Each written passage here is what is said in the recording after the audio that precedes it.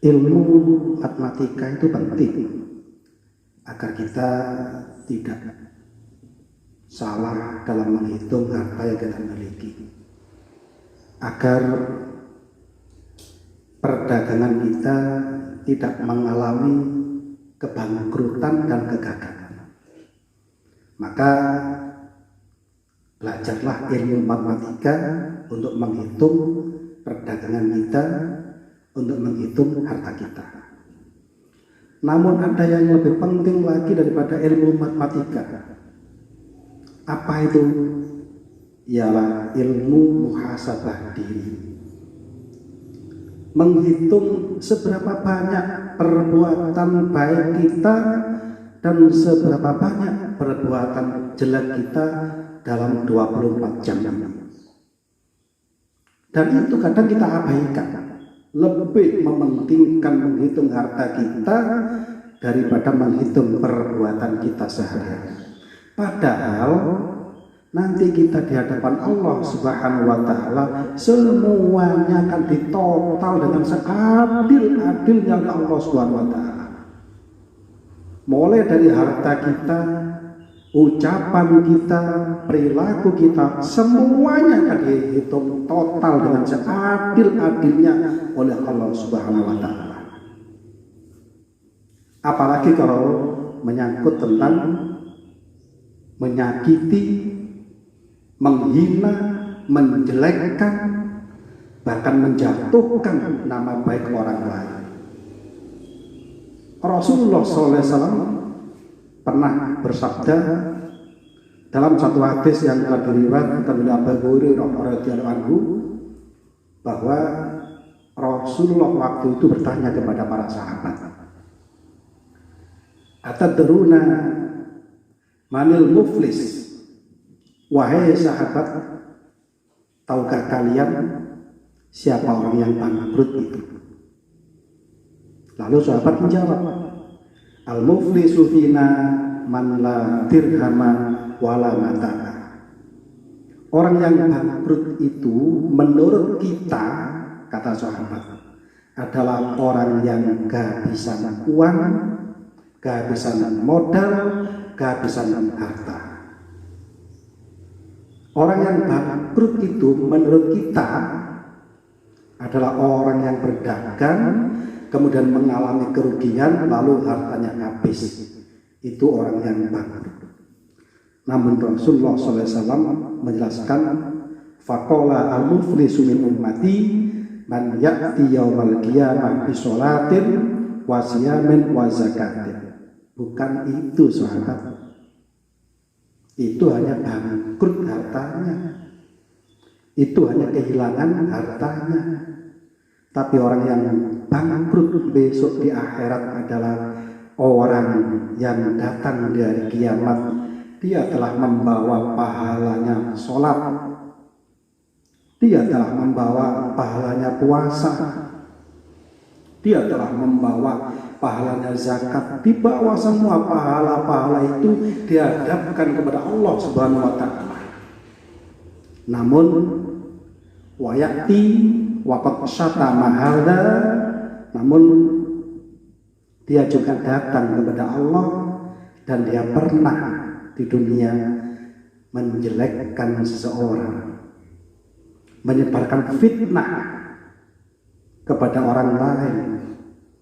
Bahkan dia kadang membuat fitnah untuk menutupi kesalahan dirinya, seakan-akan dia tidak bersalah, maka orang lainlah yang difitnah, maka orang lainlah yang dijelek-jelekkan. Dan orang yang dijelekkan itu belum memaafkan. Orang yang difitnah itu tidak memaafkan. Kemudian di dunia dia pernah menuduh orang lain telah berbuat jahat. Wa akala malaha, pernah memakan harta yang bukan haknya. Harta milik orang lain dimakan tanpa izinnya, tanpa sepengetahuannya. Dalam kategori, dalam kata yang paling populer sekarang adalah tukang korupsi. Wasafaka damata, dia pernah menyakiti orang lain. dia pernah menjewit orang lain, dia pernah melukai orang lain, bahkan dia pernah menggores luka pada orang lain. Maka apa yang terjadi? Fayu'tohada min hasanatihi. Maka kebaikan pahala sholat, pahala puasa, pahala zakat yang telah dibawa tadi diberikan, diambil oleh Allah, diberikan kepada orang yang pernah disakiti, diberikan kepada orang yang pernah dilukai, diberikan kepada orang yang pernah difitnah. Lalu kalau kebaikannya sudah habis dan dosanya masih ada, dan masih ada orang lain yang datang menagih keadilan kepadanya, apa yang diberikan? Maka dosa orang yang pernah kita sakiti ini, dosa orang yang pernah kita fitnah ini, dosa orang yang pernah kita pukul ini, diambil oleh Allah, diberikan kepada kita. Setelah pahala kita habis terkuras oleh diberikan kepada orang lain, maka dosa orang lain diberikan kepada kita oleh Allah. Setelah itu apa yang terjadi? Summa turiha alaihi finnar. Maka orang yang telah datang kepada Allah tadi dengan membawa pahala sholat, dengan membawa pahalanya puasa, dengan membawa pahalanya zakat, dia justru malah dicemplungkan, dijatuhkan, dimasukkan ke neraka oleh Allah Subhanahu wa Ta'ala, karena dia telah kehabisan pahalanya diberikan kepada orang yang pernah disakiti, dan dosanya orang yang disakiti diberikan kepadanya. Inilah orang yang bangkrut yang sesungguhnya. Oleh sebab itu Rasulullah SAW pernah bersabda, hasibu qabla an tuhasabu. Hitunglah seberapa banyak kejelekan yang kita lakukan. Hitunglah seberapa kali kita menyakiti orang lain. Hitunglah berapa kali dalam sehari lisan kita ini menyebarkan fitnah, menjelekkan orang lain. Bahkan kadang-kadang yang difitnah itu adalah saudara kita sesama muslim.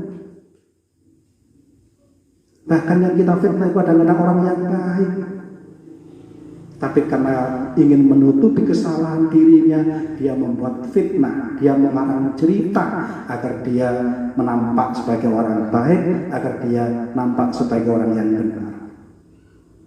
Jadi kata-kata anak sekarang memang sangat logika, karena pandainya bersandiwara seakan-akan dialah yang terzalimi, padahal dia yang zalim. Karena pandainya dia bermain drama seakan-akan dialah yang tersakiti, padahal dia yang telah melukai.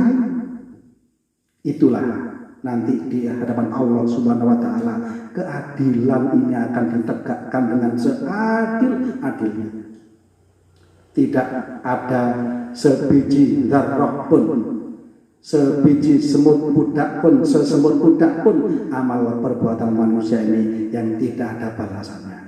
Itulah ulama-ulama salaf banyak sekali yang uzlah, menyendiri, tidak mau bergaul dengan masyarakat untuk menyelamatkan dirinya dari tuntutan-tuntutan pergaulan dengan masyarakat. Maka penting sekali kita menghitung harta kita, tapi lebih penting lagi adalah kita menghitung perbuatan kita sehari-hari.